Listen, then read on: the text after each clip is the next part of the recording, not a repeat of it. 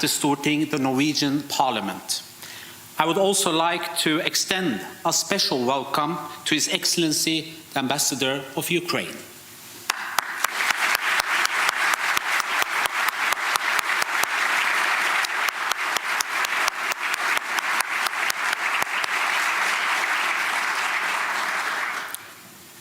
Only twice since World War II have we allowed distinguished guests from abroad to address the plenary. One of them was Winston Churchill in 1948. Today, it's a great honor for me to introduce the President of Ukraine, Volodymyr Zelenskyj.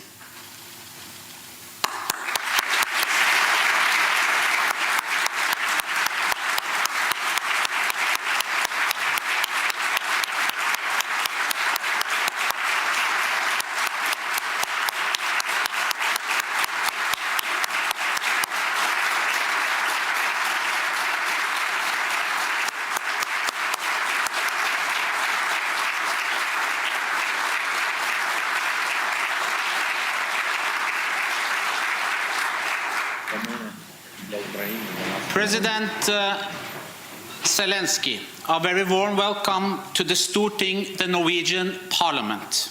Mr. President, this chamber is the very heart of the Norwegian democracy. We are now at a defining moment in European history, where the core principles of democracy are once again being threatened by brutality of tyranny.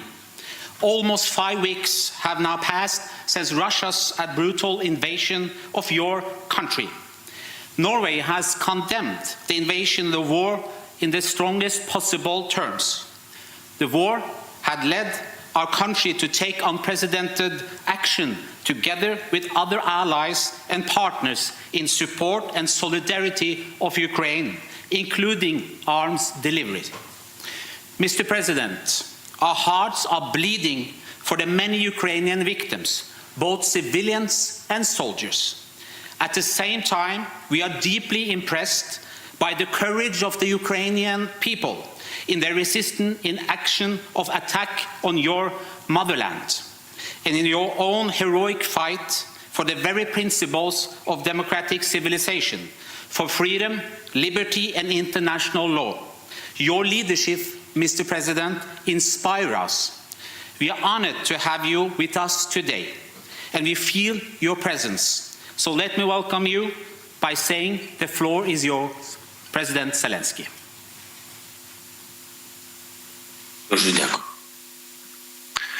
Thank you very much,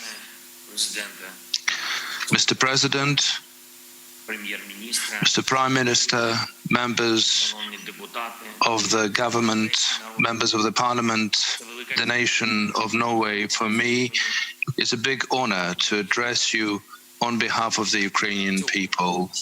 Today is the 35th day of the all-out invasion of Russia on the territory of Ukraine. After 8 years of war in the east of our country, in the Donbass, Russian forces invaded from 3 directions, from the north, from the east and the south, and they attacked us on the soil, in the air and from the sea.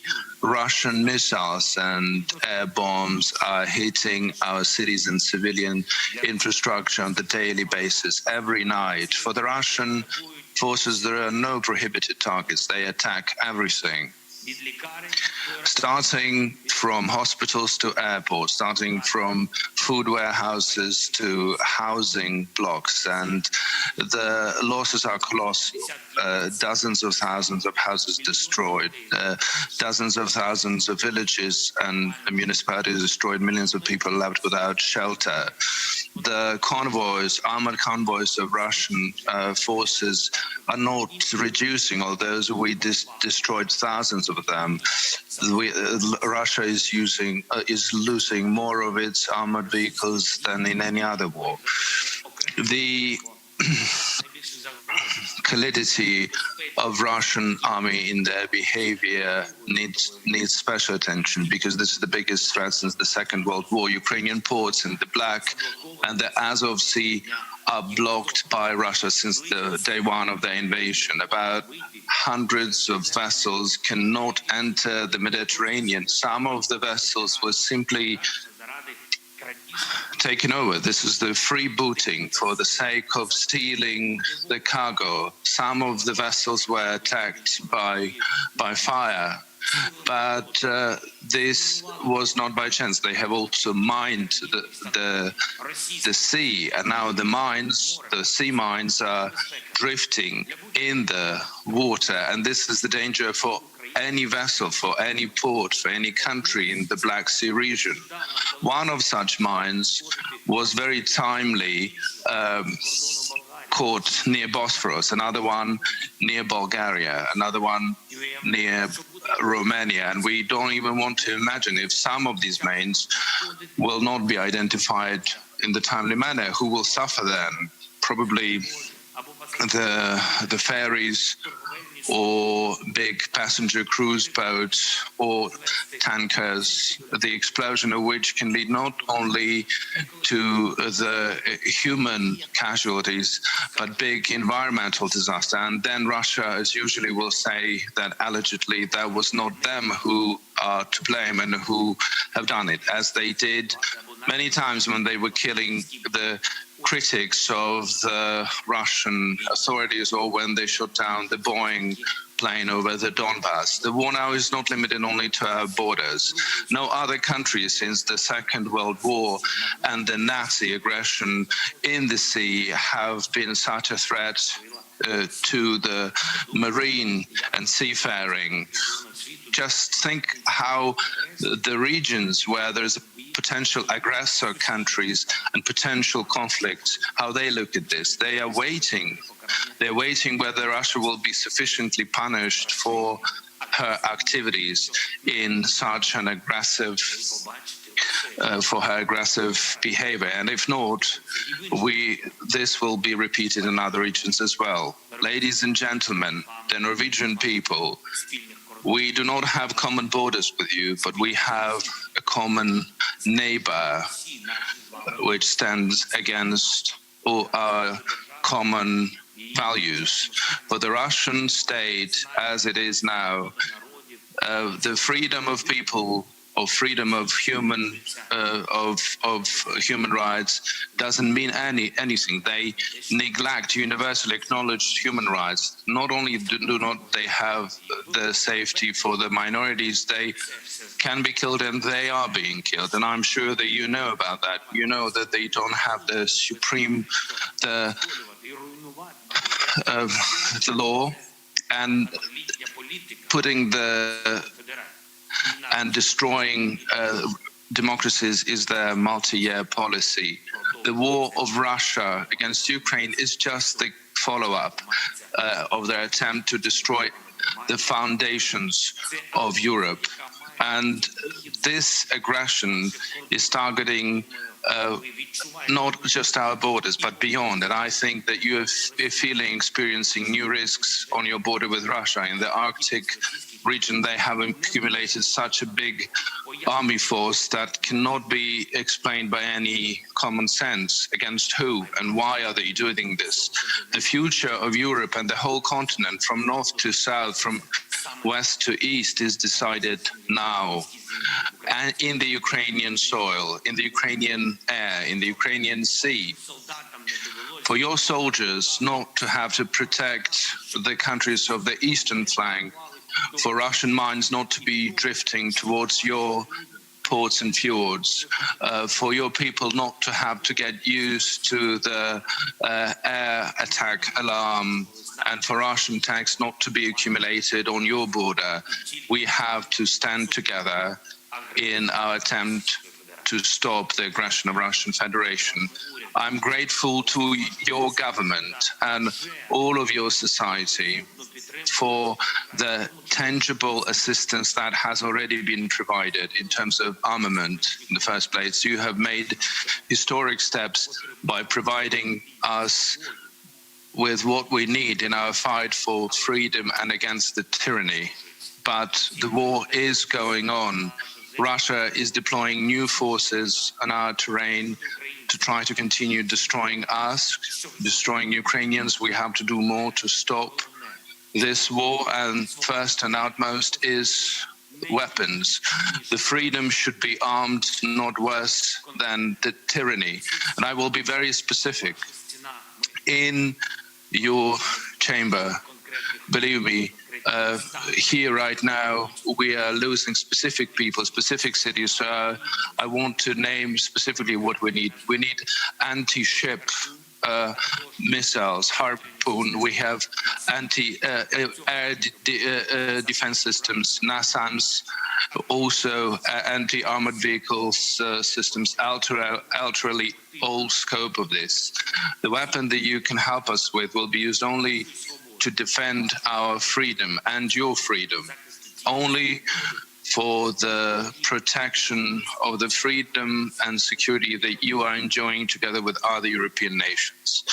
Secondly, the sanctions, the only means of urging Russia to look for peace are sanctions. And I'm sure that the country that is awarding Nobel Prize on the annual basis understands more than any other country what peace means and how much do we need it, how valuable is every attempt that brings that peace. This is why the sanction packages should be introduced on the weekly basis without pauses. The stronger the sanctions packages are going to be, the faster we will bring back the peace.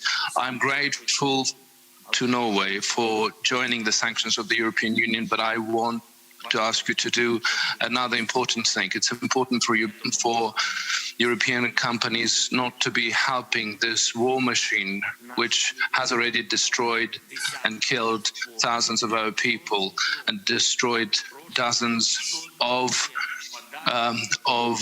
cities. No krone, no single krone, no single euro in taxes to, for example, your company Motorsack, and other companies have to stop supporting Russian capability of destroying the neighbors. How can you provide them the ship equipment when they're using their navy to mine the seas and destroy any seafaring capability? The European Union, and I do hope also Norway, have to introduce the ban for Russian vessels to use European ports for the time being while they are blocking our ports. They should not have the right of using the ports of the free world. It's not about money, it's about freedom and safety of marine and seafaring in the world. And the third item is you are the most reliable suppliers of energy resources around the world. The trust for Norway has always been as big as possible, and this is drastically different from how Russia behaves as they supply their energy resources. You can make a decisive contribution to the energy security of Europe by providing the necessary resources both for the countries of the European Union and for Ukraine. We already started the dialogue on the supply of about 5 billion cubic meters of gas for the next heating season. And I do hope that this will become the basis for our long-term cooperation in this area. Ladies and gentlemen, the people of Norway, our common way is that we always meet in the history, in the times that are not easy but decisive for Europe. Like 1,000 years ago when Norwegian Vikings were our guests in Kiev and they participated in the establishment of the first Kievan state. The lands of Rus and Ukraine was called in the Norwegian sagas, Gardarika, and this is where the fortresses that our and your forefathers used to share. Now the bombs are flying into this terrain, into the territory where Elizaveta Yaroslavna, the wife of Harold III, the mother of the Olaf, the grandmother of Magnus III and great-grandfather of Eystein I and Sigurd. These are the pages of our common history, the history of the Kievan Rus. This history was created here on this land together with our people, and nowadays we're jointly defending it. This also happened 77 years ago, when Ukrainians were with other nations of anti-Hitler coalition liberated Europe from the Nazi occupiers. The first soldier who entered in the liberated Hirkines in October 1944 was Ukrainian national from the city of Sumy, by the name of Kompanins. Now in his motherland, in Sumy Oblast, they have heated battles going on with Russia. Ukrainians were coming together to push back this aggression, to protect our state and our way of living, the democratic and free way of living, with the protection of rights and freedoms for everyone. The price is terrible for us. We know about 145 kids that died, and this is just official statistics. In the occupied territories, we cannot identify all the casualties. It is quite probable that we have lost hundreds of kids, just kids. And after this war, we will have not to just restore our land physically, rebuild our cities, demine our lands and our seas. We will have to do the rehabilitation of people, both civilians and the soldiers, to treat them after the wounds and what they have gone through. I know that your country has a vast experience in rehabilitation, and this is something that you could help us with as well. And I would like to invite you to join our project of restoration of Ukraine. The tremendous losses that we have incurred means that the amount of investments needed will be huge. And as one of the most important responsible investor, Norway can do a lot to bring back the stability in the east of Europe. And then I'm sure we'll be able to borrow one of your beautiful traditions, a tradition that characterizes you as peace-loving people, as the society which is built on the principles of goodness. On the day of the Constitution, on the annual basis, you organize the parade of school children. The children from all parts of Norway take part in this parade, and this year, together with your children, you will have also Ukrainian children marching. Our Ukrainian children who arrived to seek shelter in Norway. And I do hope that very soon, when we will be able to restore peace in Ukraine, and this will happen indeed, I will have an opportunity to invite you, together with the children, to participate in such a parade during one of our holidays in Kiev, to celebrate our common freedom, our common right for the happy future for our children in the peaceful times in Ukraine, in Europe. Because if the rock clashes away from Europe, Europe becomes smaller. So we have to make sure that such a strong rock as Ukraine would always be together with Europe, and only together with Europe. Thank you. Thank you, Norway. Slava Ukraini.